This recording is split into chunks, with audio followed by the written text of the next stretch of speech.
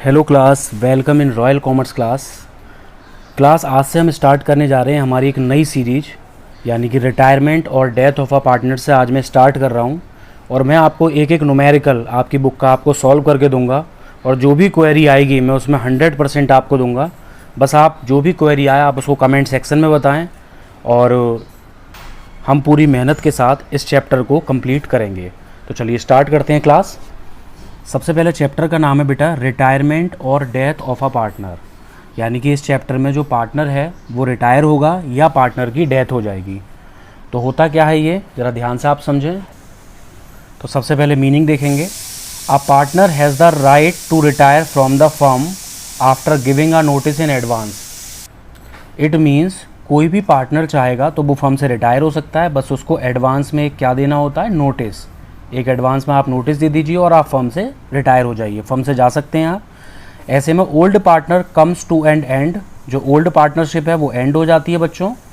And after the retirement of a partner but the firm continue and a new partnership comes into existence. पुरानी partnership तो ख़त्म हो गई, but एक new partnership existence में आ जाती है बिटवीन द रिमेनिंग पार्टनर। मतलब जो भी पार्टनर बचते हैं अब वो एक नई पार्टनरशिप की शुरुआत करते हैं। जैसे एग्जांपल मान लीजिए मिस्टर ए, बी और सी 3 पार्टनर थे। तो मान लीजिए कि सी रिटायर हो गए फर्म से, सी फर्म को छोड़कर जा रहे हैं। तो ऐसे में अब पुरानी पार्टनरशिप क्लोज हो गई और ए और बी की एक न्यू पार्टनरशिप स्टार्ट हो जाएगी। तो ये इसका मीनिंग था। जब भी पार्टनर फर्म को छोड़कर जाता है ना, तो सबसे पहले याद रखना वो गुडविल में अपना हिस्सा लेता है। जब भी फर्म छोड़ के जाएगा, नंबर 1 सबसे पहले वो अपना हिस्सा मांगेगा कि भाई गुडविल जो इतने सालों से मैं बिजनेस में रहकर मैंने जो गुडविल बनाई है तो उसमें मुझे हिस्सा दीजिए। सेकंड नंबर, जो भी फर्म के पास रिज़र्व हैं या अनडिस्ट्रीब्यूटेड प्रॉफिट है उसमें वो हिस्सा अपना मांगेगा। और थर्ड नंबर पर रीवैल्यूएशन, जो रीवैल्यूएशन में प्रॉफिट या लॉस आएगा, एसेट को रीवैल्यूट करने के बाद उसमें जो भी प्रॉफिट या लॉस आएगा तो उसमें भी वो अपना हिस्सा लेगा। उसके बाद वो फर्म को छोड़कर चला जाएगा। और फाइनली जितने भी पेमेंट सारे कुछ होने के बाद अगर उसका कुछ बचता है तो वो उसके लोन में ट्रांसफ़र कर दिया जाएगा। अब इस चैप्टर में हम लोग कौन कौन से टॉपिक सीखेंगे। तो सबसे पहले मैं अकाउंटिंग अगर प्रॉब्लम की बात करूं तो आपको इस चैप्टर में क्या क्या सिखाने वाले हैं वो समझिए ध्यान से। सबसे पहले मैं आपको इसमें सिखाऊंगा कैलकुलेट करना न्यू रेशो या गेनिंग रेशो। न्यू रेशो और गेनिंग रेशो हम लोग सबसे पहले सीखेंगे। फिर सेकंड नंबर पे हम लोग बढ़ेंगे गुडविल की तरफ, यानी कि हम लोग सीखेंगे ट्रीटमेंट ऑफ गुडविल। फिर थर्ड नंबर पे हम लोग सीखेंगे रीवैल्यूएशन। रीवैल्यूएशन किसका? Revaluation of assets and liabilities का। सारे टॉपिक एक एक करके कवर करेंगे। और फोर्थ नंबर पे फिर हम सीखेंगे रिज़र्व या एक्युमुलेटेड प्रॉफिट, जिसको हम बोलते हैं एक्युमुलेटेड प्रॉफिट एंड लॉस। और फिर मैं आपको सिखाऊंगा पेमेंट कैसे करते हैं रिटायर पार्टनर का, क्योंकि अभी मैंने ऊपर बोला था कि रिटायर पार्टनर का जाते जाते हमें पेमेंट करना होगा, और अगर पूरा पेमेंट नहीं होगा तो बचा हुआ पेमेंट उसके लोन में ट्रांसफ़र हम कर देंगे। और फाइनली सबसे इम्पॉर्टेंट टॉपिक जो बोर्ड में देखने को मिलता है, एडजस्टमेंट ऑफ कैपिटल, ये हम लोग सीखेंगे। तो बस ये टोटल 6 टॉपिक में हमारा ये चैप्टर कंप्लीट हो जाएगा। तो चलिए स्टार्ट करते हैं। सबसे पहले हम कंप्लीट करेंगे हमारा फर्स्ट टॉपिक। तो फर्स्ट टॉपिक है कैलकुलेशन ऑफ न्यू रेशो। सबसे पहले मैं आपको सिखाने जा रहा हूँ न्यू रेशो। तो बेटा न्यू रेशो को सीखने के लिए बस आपको 2 मेथड पर फोकस करना है। न्यू रेशो के लिए 2 मेथड सीखते ही आपका न्यू रेशो वाला टॉपिक कंप्लीट हो जाएगा। वो 2 तरीके कौन से हैं? पहला तरीका है if the new profit sharing ratio of the remaining partner are not given, so it is assumed So it is assumed that the remaining partner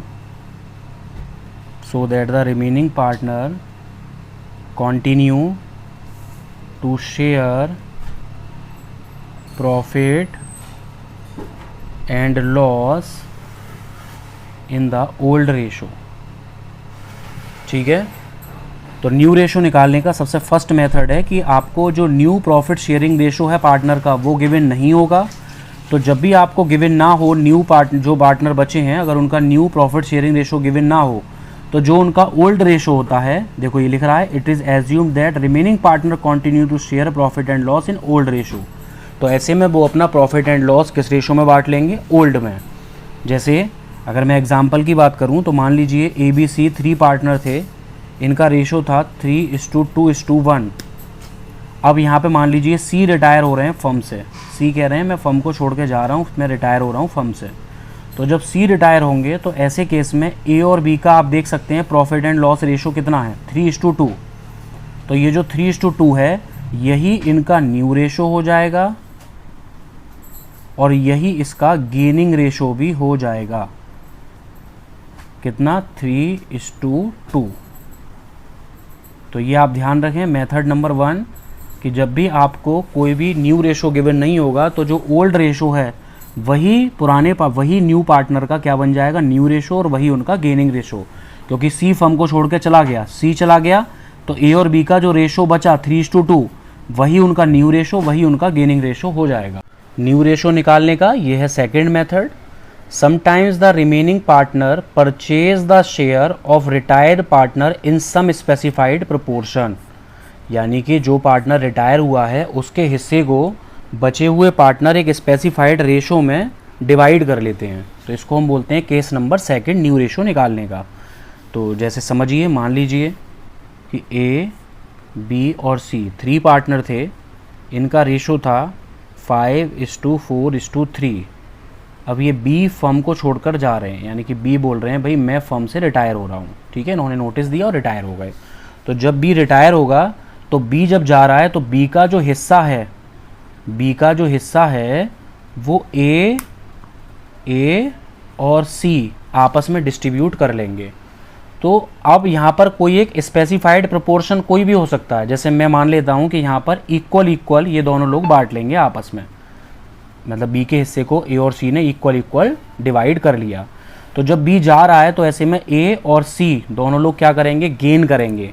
ध्यान से समझना, जब भी कभी ऐसा क्वेश्चन होगा कि रिटायर पार्टनर के हिस्से को बचे हुए पार्टनर आपस में डिवाइड कर रहे हैं, तो ऐसे केस में आपको रिमेनिंग पार्टनर का पहले गेनिंग रेशो निकालना होगा। क्या निकालना होगा? Gaining ratio. तो यहाँ पर A गेन करेगा और C गेन करेगा, तो दोनों का गेनिंग रेशो निकाल लीजिए पहले। तो गेनिंग कैसा आएगा? जो रिटायर पार्टनर है, रिटायर पार्टनर के हिस्से को हाफ बांट रहे हैं दोनों लोग, यानी कि हाफ A ले रहा है, हाफ C ले रहा है। किसका हिस्सा? B का हिस्सा। तो B का कितना शेयर था? 4/12। 4/12। 12 कैसे होता है? 5 और 4 9 और 3 12, तीनों का टोटल। तो 4/12 आप ऐसा कर लीजिए। तो 4/24 और 4/24। तो ये हमारा हो गया गेनिंग रेशो। ये क्या हो गया हमारा? Gaining ratio. तो ये हो गया 4/24 यानी कि 4:4। तो गेनिंग रेशो हो गया 1:1। अब ये जो गेनिंग रेशो आया निकल के, अब गेनिंग रेशो के बाद न्यू रेशो निकालना बहुत आसान है। तो न्यू रेशो का क्या फॉर्मूला होता है? अगर आप ओल्ड रेशो में गेनिंग को प्लस कर देंगे तो न्यू रेशो आ जाएगा। भाई ओल्ड जो इनका था वो तो है ही, अब जब पार्टनर जा रहा है तो वो भी तो अपना हिस्सा इनको दे के जा रहा है, तो उसको बोलते हैं गेनिंग रेशो। ये अभी हमने गेनिंग निकाला, तो बस अब A और C का न्यू रेशो आ जाएगा। तो A का न्यू रेशो और C का न्यू रेशो। तो क्या फॉर्मूला है? Old plus gaining. तो ओल्ड कितना था A का? 5/12। 5 और 4 9 और 3 12। और गेन कितना कर रहा है ये? 4/24। तो देख लीजिए आगे 24 LCM, 12 2 जा और 2 5 जा 10 प्लस 24 1 जा 1 4 जा 4। तो ये हो गया 14/24। अब सेकंड पार्टनर का देखो, ओल्ड रेशो कितना है 3/12 प्लस ये कितना गेन कर रहा है 4/24, तो यहाँ पर भी 24 एलसीएम, 12 2 जा और 2 3 जा 6 और 24 1 जा 1 4 जा 4, तो ये हो गया 10/24। इसको और स्मॉल कर लीजिए, ये 14 और 10 आया रेशो, इसको कट कर लीजिए 2 से, 2 7 जा और 2 5 जा, तो न्यू रेशो हो गया 7:5। तो देखिए कितना आसान था। तो बस आपको ये 2 ट्रिक याद रखनी है, एक तो जो फर्स्ट वाली मैंने बताई थी जिसमें बचा हुआ शेयर ही न्यू हो जाता है और वही गेनिंग हो जाता है, और सेकंड ट्रिक आपको ये याद रखनी है जिसमें रिटायर पार्टनर के हिस्से को बचे हुए पार्टनर आपस में डिवाइड कर रहे हैं। तो बस अब इन्हीं 2 रूल्स के बिहाफ पर मैं जितने भी इसके न्यूमेरिकल हैं मिस्टर डी के गोयल वाली बुक के, वो मैं आपको बच्चों कंप्लीट करा के दे रहा हूँ। अभी मैं इसको सॉल्व करूँगा लाइन बाई लाइन, हम एक एक न्यूमेरिकल को सॉल्व करने जा रहे हैं। इन्हीं 2 रूल के बिहाफ पर जितने भी इसके क्वेश्चन होंगे न्यू रेशो के वो हम करेंगे, न्यू और गेनिंग वाले के। तो चलिए स्टार्ट करते हैं क्वेश्चन नंबर 1।